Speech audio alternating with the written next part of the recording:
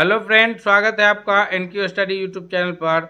BPSC प्रधान शिक्षक परीक्षा का यह तीसरा जीके जीएस से महत्वपूर्ण प्रैक्टिस सेट है, जिसमें एक एक महत्वपूर्ण प्रश्न जो परीक्षा में आने की जो अधिक संभावनाएं हैं उसको एक एक करके हम लोग आइए उसके उत्तर की व्याख्या के साथ देखते हैं। हमारे स्क्रीन पर पहला सवाल है कि लोहे पर जंग जो लगती है यह किस कारण से लगता है, यानी यह विज्ञान से रिलेटेड प्रश्न है। लोहे पर जंग का लगना उसका कारण क्या है? यह फेरिक ऑक्साइड के कारण जंग लगता है, या जलयोजित फेरस तथा फेरिक ऑक्साइड से, या क्षारकीय फेरक एवं फेरिक कार्बोनेट से। तो जब हम लोग पढ़ते हैं कि लोहे पर जंग लगना, रस्टिंग की जो क्रिया है वह फेरिक ऑक्साइड की वजह से भी होता है, और ये फेरिक के जलयोजित फेरिस से के वजह से भी, क्षारकीय फेरस की भी वजह से। अर्थात जो सबसे सही उत्तर होगा इस प्रश्न का वो ऑप्शन नंबर डी के रूप में जाना जाएगा। नेक्स्ट क्वेश्चन की ओर बढ़ते हैं। क्वेश्चन नंबर दूसरा है कि वनस्पति तेलों को घी में परिवर्तित किया जाता है। वनस्पति तेल जो होते हैं उसको घी में कैसे परिवर्तित किया जाएगा? वो गर्म करके, या फिर ऑक्सीजनीकरण के द्वारा, या एंजाइम्स के द्वारा। लेकिन इसका जो सबसे सही उत्तर है वह है ऑप्शन नंबर बी, यानी हाइड्रोजनीकरण के द्वारा जो है वनस्पति तेलों को घी में परिवर्तित किया जाता है। अगले सवाल की ओर बढ़ते हैं, देखते हैं अगला क्वेश्चन क्या है। तीसरा नंबर क्वेश्चन है कि निम्नलिखित में से कौन सी धातु मिश्र धातु है? पिछले जब हम लोग प्रैक्टिस सेट कर रहे थे तो उसमें हम लोग इस पर चर्चा किए थे कि धातु जो है वो ये जितने भी पदार्थ हैं वो तीन प्रकार से, तीन ग्रुप में बांटा गया है। एक धातु और एक अधातु और एक उपधातु। और यहाँ पर जो बात हो रही है वो मिश्र धातु की हो रही है, अर्थात धातु, दो धातुओं का मिश्रण जो है वो मिश्र धातु कहलाएगा। दो धातुओं का मिश्रण मिश्र धातु कहलाएगा। तो मिश्र धातु कौन है? जस्ता जो है ये जिंक, ये धातु है। सीसा, एल्युमिनियम, ये सभी धातु है। स्टील जो है यह मिश्र धातु है, यानी दो और अधिक धातुओं के मेल से स्टील बनता है, इसलिए उसको मिश्र धातु कहा जाएगा। क्वेश्चन नंबर चौथा है कि प्लास्टर ऑफ पेरिस को प्राप्त किया जाता है। प्लास्टर ऑफ पेरिस को कहाँ से प्राप्त किया जाता है? प्लास्टर ऑफ पेरिस वही जिसका डॉक्टर जो है टूटे हुए हड्डी को जोड़ने के लिए इस्तेमाल करते हैं।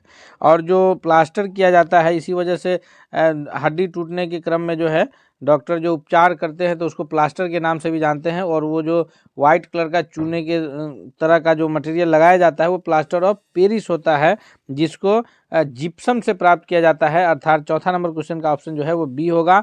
तो ये डॉक्टर प्लास्टर टूटे हुए हड्डी को जोड़ने में तथा ये जो है इसमें मूर्ति वगैरह का नक्शा बनाने में भी इसका इस्तेमाल किया जाता है। नेक्स्ट क्वेश्चन की ओर बढ़ते हैं, देखते हैं पांचवा नंबर प्रश्न क्या है। पांचवा नंबर क्वेश्चन है हमारे स्क्रीन पर कि आकाश का नीला दिखाई देने का जो मुख्य कारण है यह क्या है? किस कारण की वजह से आकाश का रंग नीला दिखाई पड़ता है? यह सूर्य की रोशनी नीली है? ऐसा तो है नहीं, सूर्य की रोशनी जो है वाइट है। लेकिन हम सभी जानते हैं कि सूर्य की जो रोशनी है वो 7 रंगों का मिश्रण है। याद रखिएगा नाम, बैजनी आह पी नाला, यानी बै से बैगनी कलर है, ज से जामुनी है, बैजनी आह आ से आसमानी है, ह से हरा है, पी से पीला है, और फिर नारंगी और लाल। ये 7 रंगों का मिश्रण है। बैजनी आह पी नाला शॉर्ट नेम है। तो ये जो 7 रंगों का मिश्रण है, सूर्य की प्रकाश जब गुजरती है तो वायुमंडल में उपस्थित धूल कण से उसका प्रकीर्णन होता है, और प्रकीर्णन के क्रम में जो है वो नीले रंग का प्रकीर्णन सबसे अधिक होता है। इस कारण जो है वायुमंडल में उपस्थित धूल कण के कारण आकाश का रंग नीला दिखाई पड़ता है। वो क्यों?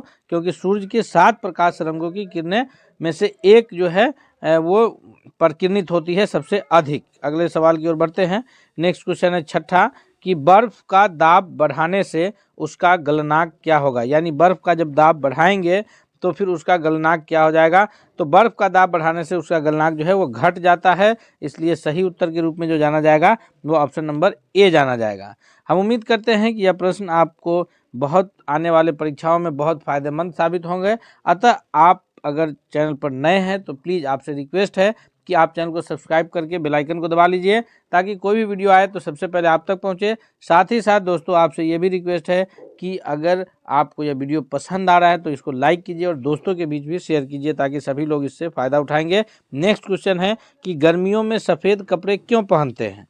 तो गर्मी के मौसम में सफ़ेद कपड़े इसलिए पहना जाता है क्योंकि जो सफ़ेद कपड़े हैं वो ऊष्मा के अवशोषक होते हैं, और सर्दी के मौसम में जो है सफ़ेद कपड़े की जगह लोग काला कपड़ा पहनना अधिक पसंद करते हैं, क्योंकि सूर्य की प्रकाश का जो है सफ़ेद कपड़ों पर परावर्तन अधिक होता है और वह ऊष्मा का अवशोषक के रूप में जाना जाता है। इसलिए पूरी प्रकाश की किरण परावर्तित हो जाती है, तो गर्मी में सफ़ेद कपड़ों में कम गर्मी का एहसास होता है। वहीं दूसरी ओर काला कपड़ा जो है वो पूरी तरह से जितने भी सूर्य के प्रकाश के 7 रंगों का मिश्रण है उस सभी को जो है ऑब्जर्व कर लेता है। इसलिए गर्मी में जो है काला कपड़ा लोग सर्दियों में काला कपड़ा लोग पहनना पसंद करते हैं। तो इसलिए ऑप्शन नंबर 7 का 7 नंबर क्वेश्चन का ऑप्शन नंबर ए जो है वो करेक्ट आंसर होगा। क्वेश्चन नंबर 8 है कि संतरे में कौन सा विटामिन पाया जाता है। विटामिन की जो किस्में हैं, हालांकि विटामिन के ऊपर 2 वीडियो चैनल पर मौजूद है, उसका लिंक भी हम इसके डिस्क्रिप्शन में रख दिए हैं। जो 2 है, एक तो विटामिन के बारे में डिटेल जानकारी है कि ए बी सी विटामिन जो है वो कौन से उसके स्रोत क्या हैं, उसकी कमी से होने वाले रोग क्या क्या हैं, और दूसरा जो है वो इससे रिलेटेड प्रश्न है। तो 8वां नंबर क्वेश्चन है कि संतरे में विटामिन, तो संतरा जो है वो स्वाद में खट्टा लगता है हल्का सा, अतः उसमें विटामिन सी पाया जाएगा, यानी ऑप्शन नंबर सी याद रखिएगा कि जितने भी खट्टे फल हैं उसमें विटामिन सी पाया जाता है। तो क्वेश्चन नंबर 8 का ऑप्शन नंबर सी जो है आंसर सही होगा। क्वेश्चन नंबर 9 है कि एल्युमिनियम किस खनिज से प्राप्त किया जाता है, यानी एल्युमिनियम का अयस्क कौन सा है। तो एल्युमिनियम खनिज की जो प्राप्ति हमें होती है वह बॉक्साइट से होती है, अर्थात 9वां नंबर क्वेश्चन के लिए जो सबसे सही उत्तर होगा वह है ऑप्शन नंबर सी कि एल्युमिनियम खनिज की प्राप्ति हमें बॉक्साइट से होती है। नेक्स्ट क्वेश्चन की ओर बढ़ते हैं। क्वेश्चन नंबर 10 है कि सूर्य उदय होते समय व डूबते समय लाल क्यों दिखाई पड़ता है। ये लाल रंग दिखने का कारण क्या है। तो सूर्योदय और सूर्यास्त के समय जो सूर्य की स्थिति होती है वो लाल दिखती है, प्रकीर्णन के कारण सूर्य का जो ये है वो लाल दिखता है, यानी ऑप्शन नंबर डी जो है वो सबसे करेक्ट आंसर होगा। क्यों, और इसके पीछे एक और सबसे बड़ा कारण ये है कि सूर्य उगते और डूबते समय जो है लाल रंग का जो तरंग दैर्घ्य है वो सबसे अधिक होता है। 7 रंगों का जो सूर्य की प्रकाश 7 रंगों का मिश्रण है, उसमें लाल रंग का जो तरंग दैर्घ्य है वो सबसे अधिक होता है। इस कारण जो है वो लाल रंग का तरंग दैर्घ्य प्रकीर्णन होकर के हमें सूर्योदय और सूर्यास्त के समय दिखाई पड़ता है। नेक्स्ट क्वेश्चन की ओर बढ़ता है। क्वेश्चन नंबर 11 है, यह जो है प्रश्न है या इससे पॉलिटिकल साइंस से रिलेटेड प्रश्न है कि लोकसभा का उम्मीदवार होने के लिए अल्पमत उम्र क्या है, यानी कितने वर्ष की आयु तक का व्यक्ति, कम से कम कितने वर्ष की आयु का व्यक्ति जो है वह लोकसभा का उम्मीदवार हो सकता है। तो इसके लिए जो आयु सीमा निर्धारित है वह है ऑप्शन नंबर ए यानी 25 वर्ष। 25 वर्ष की उम्र का व्यक्ति जो है वो लोकसभा का उम्मीदवार हो सकता है, उससे कम उम्र का व्यक्ति लोकसभा का उम्मीदवार नहीं हो सकता। इसके सारे ऑप्शंस महत्वपूर्ण हैं। 18 वर्ष से कम उम्र का व्यक्ति मतदान नहीं कर सकता है, यानी मतदान के लिए 18 वर्ष की उम्र निर्धारित है। लोकसभा के लिए जो है वह 25 वर्ष, राज्यसभा के लिए 30 वर्ष तथा जो है राष्ट्रपति बनने के लिए जो न्यूनतम उम्र है वह है 35 वर्ष। तो इस प्रकार जो है ये तीनों सीरियल से है, याद रखिएगा। और अगर पूछ दिया जाए कंफ्यूज करने के लिए कि प्रधानमंत्री बनने के लिए जो उम्र है, तो चूंकि लोकसभा या राज्यसभा किसी भी एक सदन का सदस्य जो है वो प्रधानमंत्री नियुक्त हो सकते हैं, तो अर्थात लोग 25 वर्ष की आयु का व्यक्ति प्रधानमंत्री बन सकता है, क्योंकि लोकसभा के लिए न्यूनतम उम्र क्या है 25 वर्ष, तो दोनों सदन में से किसी एक का बन सकता है। लेकिन वहीं अगर राष्ट्रपति की बात आए तो राष्ट्रपति जो होता है वो किसी भी सदन का मेंबर नहीं होता है, इसलिए राष्ट्रपति बनने की जो उम्र है वह 35 वर्ष है, याद रखिएगा। अगले सवाल की ओर बढ़ते हैं। नेक्स्ट क्वेश्चन है, क्वेश्चन नंबर 12 है कि योजना आयोग का गठन कब हुआ। प्लानिंग कमीशन का गठन जो है यह आज़ादी के बाद जो है विकास को लेकर के प्लानिंग कमीशन बना था। पंचवर्षीय योजना जो है उसके तहत आती थी, सरकार उसमें निर्धारित लक्ष्यों को प्राप्त करने के लिए अलग अलग प्रकार के टास्क पर काम करते थे। तो इसमें प्लानिंग कमीशन जो बना था यह 1950 में बना था, अर्थात 12वां नंबर प्रश्न का जो सबसे सही उत्तर है वह है option number B. Planning Commission के बाद जो है अभी पिछले 10 सालों से प्लानिंग कमीशन की जगह पे जो अब काम कर रहा है, यानी योजना आयोग की जगह पे वह नीति आयोग का कार्य हो रहा है। नीति आयोग जो है उसकी जगह पर, नीति आयोग के जो पदेन अध्यक्ष जो होते हैं वो पदेन प्रधानमंत्री होते हैं, अर्थात नीति आयोग का वर्तमान अध्यक्ष कौन होंगे, तो हमारे प्रधानमंत्री माननीय नरेंद्र मोदी जी होंगे। अगले सवाल की ओर बढ़ते हैं। नेक्स्ट क्वेश्चन है, क्वेश्चन नंबर 13 है कि नीति आयोग कब बनाई गई। तो नीति आयोग जो है वह योजना आयोग के स्थान पर बनाया गया है, और तो इसका जो कार्यरत है वो 1 जनवरी 2015 से है। ऑप्शन नंबर ए इसमें करेक्ट आंसर होगा। और नीति आयोग के अध्यक्ष कौन है, तो प्रधानमंत्री जी नीति आयोग के अध्यक्ष हैं। क्वेश्चन नंबर 14 है कि अखिल भारतीय ट्रेड यूनियन कांग्रेस के प्रथम अध्यक्ष कौन थे। अखिल भारतीय ट्रेड यूनियन कांग्रेस के जो प्रथम अध्यक्ष के रूप में नाम जाना जाता है वो बहुत ही फेमस नाम है, यानी ऑप्शन नंबर बी जो है कि लाला लाजपत राय का नाम जो है इसके लिए जाना जाता है। अगले सवाल की ओर बढ़ते हैं हम लोग। नेक्स्ट क्वेश्चन है, क्वेश्चन नंबर 15 है कि कांग्रेस के संस्थापक कौन है। कांग्रेस के संस्थापक के रूप में किनका नाम आता है। कांग्रेस के जो संस्थापक हैं तो ये हम लोग याद रखेंगे, कांग्रेस के संस्थापक के रूप में जो नाम आता है वो A.O. ह्यूम यानी Allan Octavian Hume, A.O. Hume Allan Octavian Hume का नाम आता है। और W.C. बनर्जी, व्योमेश चंद्र बनर्जी जो है यह इसके फर्स्ट जो है प्रेसिडेंट थे, यानी प्रथम अध्यक्ष हैं। तो दो अलग अलग नाम है, संस्थापक A.O. ह्यूम है और प्रथम अध्यक्ष जो है वो व्योमेश चंद्र बनर्जी जी हैं। और कांग्रेस की स्थापना कब हुई है, 1885 ईस्वी में। स्थापना कहाँ हुआ है, तो यह जो है मुंबई में हुआ, गोकुलदास तेजपाल संस्कृत कॉलेज में। ये भी हम लोग याद रखेंगे। नेक्स्ट सवाल की ओर बढ़ते हैं। क्वेश्चन नंबर 16 है कि गांधी जी ने सर्वप्रथम भारत में सत्याग्रह का प्रयोग कहाँ किया। खेड़ा में, अहमदाबाद में या चंपारण में। तो गांधी जी ये तीनों जो आंदोलन है, खेड़ा सत्याग्रह किसानों का आंदोलन था और गांधी जी के द्वारा चलाया गया, अहमदाबाद में मिल मजदूर के खिलाफ था और चंपारण में भी किसानों के तरफ से था। तो ये तीनों सत्याग्रहों में से जो गांधी जी का प्रथम सत्याग्रह है वह है ऑप्शन नंबर सी, चंपारण सत्याग्रह। और यह भारत का प्रथम सत्याग्रह है। गांधी जी 1915 में भारत आए थे और 1917 में जो है ये चंपारण सत्याग्रह हुआ था। चंपारण सत्याग्रह किसके विरुद्ध हुआ था, तो यहाँ चंपारण के किसानों को, चंपारण यानी बेतिया और मोतिहारी जिला जिसको पूर्वी और पश्चिमी चंपारण के नाम से जानते हैं, तो चंपारण के किसानों को जबरन नील की खेती करना पड़ता था और उसमें भी 20 कट्ठों में से 3 कट्ठा में नील की खेती करना अनिवार्य था। इस वजह से किसान परेशान थे और नील की खेती करने से जो है खेत बंजर हो रहे थे। तो राजकुमार शुक्ल ने गांधी जी से रिक्वेस्ट किया और उनके रिक्वेस्ट पर गांधी जी चंपारण आए और यहाँ से उनके द्वारा पहला सफल सत्याग्रह शुरू होता है भारतीय राष्ट्रीय आंदोलन में। नेक्स्ट क्वेश्चन है 17 है कि प्रधानमंत्री गांधी जी महात्मा गांधी जी के असहयोग आंदोलन के दौरान किसने अपनी वकालत छोड़ दी थी।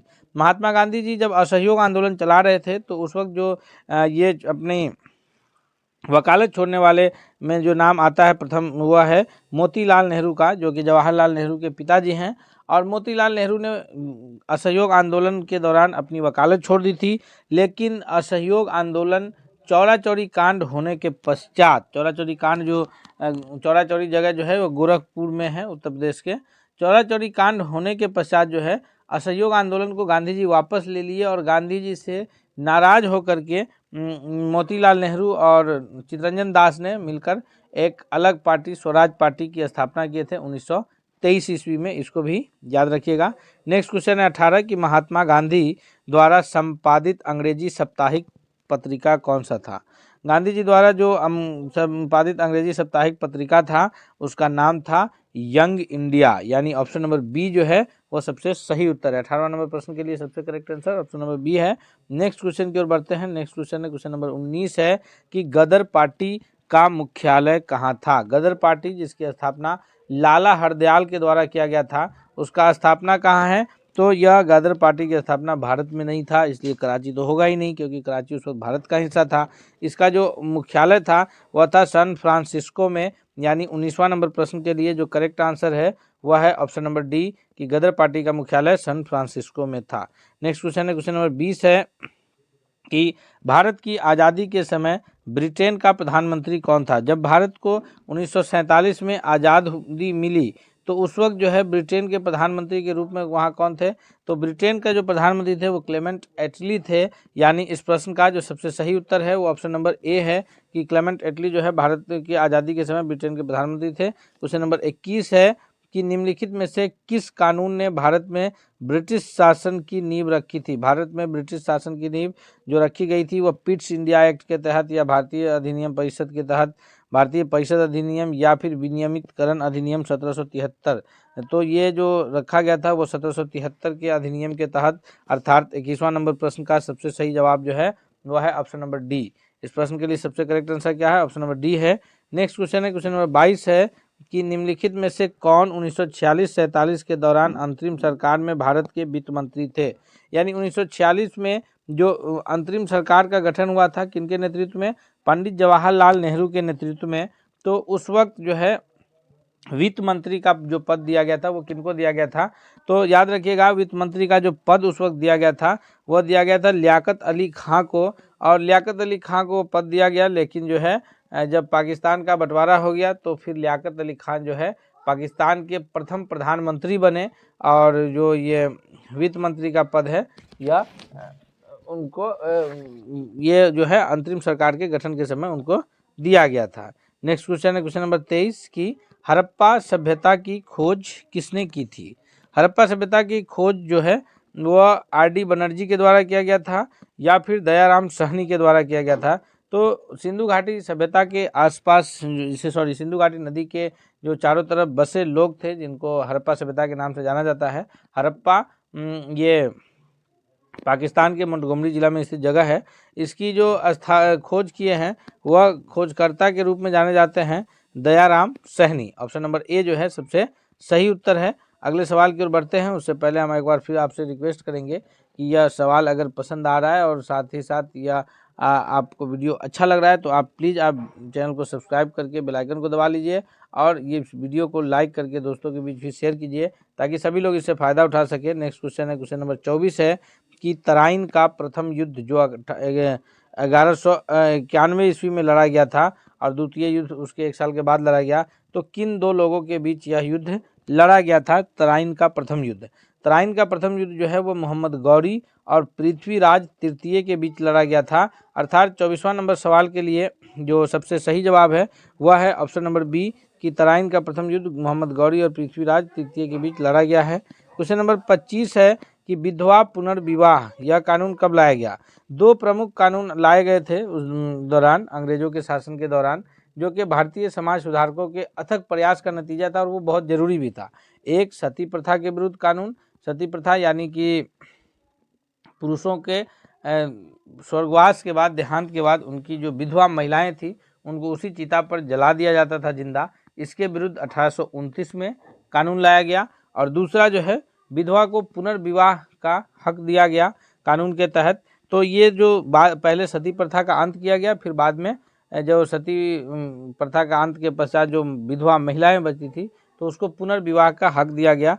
पुनर्विवाह जो लागू हुआ था वो 1856 ईस्वी में, यानी ऑप्शन नंबर बी जो है इसका सबसे करेक्ट आंसर है। नेक्स्ट क्वेश्चन की ओर बढ़ते हैं। क्वेश्चन नंबर 26 है कि कुचिपुड़ी नृत्य जो है यह कहाँ प्रारंभ हुआ था? कुचिपुड़ी जो है यह लोक नृत्य है, दक्षिण भारत का फेमस लोक नृत्य है और लोक नृत्य के ऊपर भी एक वीडियो अपलोड है चैनल पर जो ट्रिक के माध्यम से भारत के अधिकांश राज्यों का जो महत्वपूर्ण लोक नृत्य है और जो अक्सर प्रश्न बनते हैं इस पर वो उपलब्ध है। उसका लिंक भी हम इसी वीडियो के डिस्क्रिप्शन में रख दिए हैं, आप यहाँ से भी देख सकते हैं।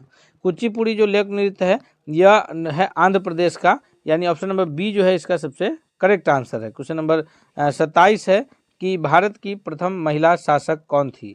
भारत की प्रथम महिला शासक के रूप में चांद बीबी का नाम आता है या फिर रजिया सुल्तान का या रानी लक्ष्मीबाई का?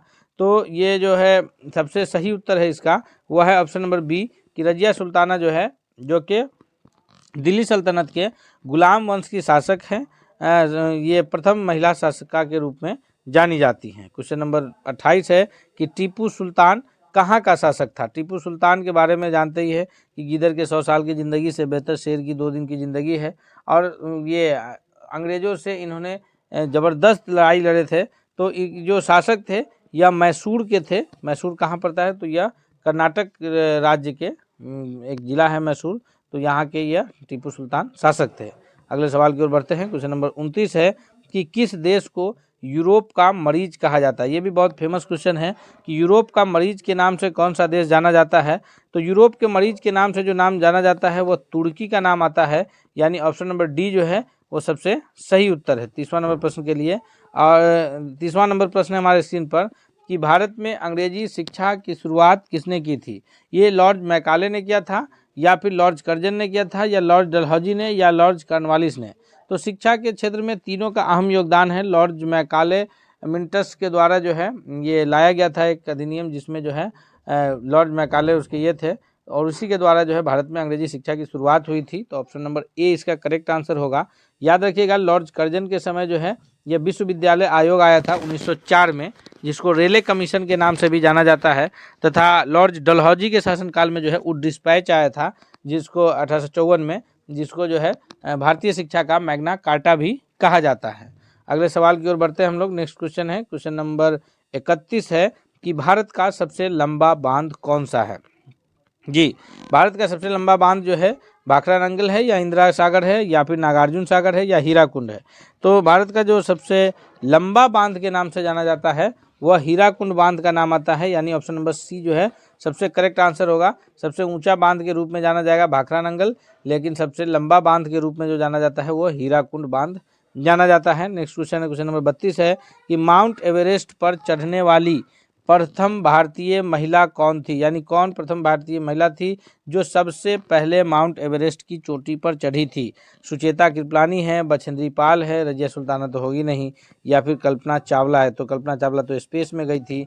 तो इसका जो सबसे सही उत्तर है 32वां नंबर क्वेश्चन के लिए वो ऑप्शन नंबर सी है कि बछेंद्री पाल जो है वो प्रथम भारतीय महिला है जो चांद पर चढ़ी थी। नेक्स्ट क्वेश्चन है, क्वेश्चन नंबर 33 कि बिहार का शोक कौन से नदी को कहा जाता है। तो बिहार का शोक बहुत फेमस है, हम सभी जानते हैं कि बिहार का शोक जो नदी को जाना जाता है वह है कोसी नदी। इतना बाढ़ से परेशान करते थी और उस इलाका के, सीमांचल के इलाका के लोगों के आम जीवन को जो है सबसे अधिक प्रभावित किया है, इसलिए इसको बिहार का शोक कहा जाता है, यानी ऑप्शन नंबर सी जो है इसका सबसे करेक्ट आंसर होगा। सोन नदी जो है यह गंगा की सहायक नदी है।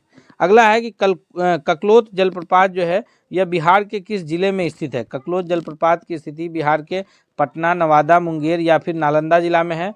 तो ककलोत जलप्रपात जो है यह सबसे सही उत्तर ऑप्शन नंबर बी है कि नवादा जिला में स्थित है ककलोत जलप्रपात। नेक्स्ट क्वेश्चन है, क्वेश्चन नंबर 35 है कि बेगूसराय में चौकीदारी कर के विरुद्ध आंदोलन का हिस्सा था। याद रखिएगा यह प्रश्न जो है यह बीपीएससी टीआरई 1 में पूछा गया प्रश्न भी है कि ये चौकीदारी कर जो है किस आंदोलन का हिस्सा था, असहयोग का, खिलाफत का, या भारत छोड़ो आंदोलन का, या फिर सविनय अवज्ञा आंदोलन का। तो गांधी जी जो है जब 1930 में सविनय अवज्ञा आंदोलन शुरू किए थे, जो नमक कानून के विरुद्ध गांधी जी दांडी यात्रा से इसकी शुरुआत किए थे।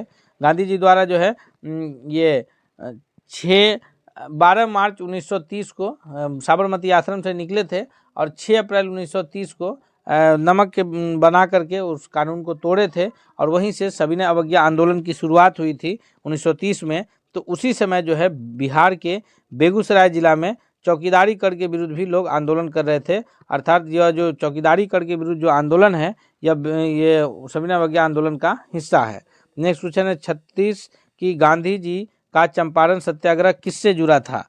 तो गांधी जी का जो चंपारण सत्याग्रह है, हम पीछे भी एक तरह इस प्रकार के प्रश्नों पर चर्चा किए थे, वह 3 कट्ठिया प्रथा से जुड़ा था। यानी 3 कट्ठा में नील की खेती करनी पड़ती थी, प्रत्येक 20 कट्ठा में से 3 कट्ठा में नील की खेती किसानों को करनी पड़ती थी, अर्थात 3 कट्ठिया प्रथा से यह जुड़ा था। क्वेश्चन नंबर 37 है कि बंगाल में किस नवाब ने मुंगेर को बिहार की राजधानी बनाया था। बंगाल के कौन से नवाब ने मुंगेर को जो है बिहार की राजधानी बनाया था। तो इसका जो सबसे सही उत्तर है वह है ऑप्शन नंबर बी कि मीर कासिम ने जो है बंगाल में बिहार में मुंगेर में बंगाल की राजधानी बनाया था। नेक्स्ट क्वेश्चन है, क्वेश्चन नंबर 38 है कि त्रिवेणी नहर को किस नदी से पानी जाता है। जी, त्रिवेणी नहर को सोन नदी से या फिर गंडक या कोसी। तो त्रिवेणी नहर को जो पानी प्राप्त होता है वह गंडक नदी से होता है। गंडक नदी जो है इसका पटना के पास ये गंगा में उत्तर से बहते हुए आकर के गंगा में मिलती है, जबकि सोन जो है वो दक्षिण से बहते हुए आकर के पटना के समीप गंगा में मिलती है। सोन नदी पर जो डैम है वो डेहरी और सोन के नाम से जाना जाता है और त्रिवेणी नहर जो है वो गंडक नदी से बनाया गया है। नेक्स्ट क्वेश्चन है, क्वेश्चन नंबर 39 है कि निम्नलिखित में से कौन 2 नदियाँ अमरकंटक से निकलती है। तो अमरकंटक पहाड़ी से निकलने वाली जो 2 प्रमुख नदियों के नाम आते हैं वह है नर्मदा और सोन नदी। तो इसलिए इसका जो सबसे सही आंसर होगा वह है option number D. Next question है, क्वेश्चन नंबर 40 कि बिहार में साक्षरता का प्रतिशत कितना है। बिहार के साक्षरता का प्रतिशत जो है वह कितना है। तो बिहार में जो साक्षरता दर है वह 61.8% है और उसमें महिला साक्षरता अलग और पुरुष साक्षरता फिर अलग अलग है। और याद रखिएगा यह जो आंकड़ा है यह 2011 के जनगणना के अनुसार है, 2023 में जो है बिहार सरकार के द्वारा जाति आधारित गणना कराया गया था, और ये जो है आंकड़ा है ये 2011 के भारत सरकार की जनगणना के अनुसार है। तो अब जो आंकड़े आएंगे वो आंकड़ा निश्चित तौर पे बदल जाएगा। और ऐसे भी हम शिक्षक है, हमारा कोशिश और योगदान रहा तो बिहार जो है वो शिक्षा में 1 नंबर पर ये राज्य जरूर बनेगा एक दिन। हम लोग इसी में कार्यरत भी हैं। तो हम लोग मिलते हैं अब अगले प्रश्न सेट के साथ अगले दिन। तब तक के लिए धन्यवाद। चलते चलते फिर आपसे रिक्वेस्ट करेंगे कि अगर आप चैनल पर नए हैं दोस्तों तो प्लीज़ आप चैनल को जरूर सब्सक्राइब कीजिए तथा बेल आइकन को दबा लीजिए, और साथ ही साथ अगर ये वीडियो पसंद आया है तो दोस्तों के बीच शेयर कीजिए ताकि सभी लोग जो है बेहतर इससे तैयारी कर सके। मिलते हैं अगले वीडियो के साथ। धन्यवाद।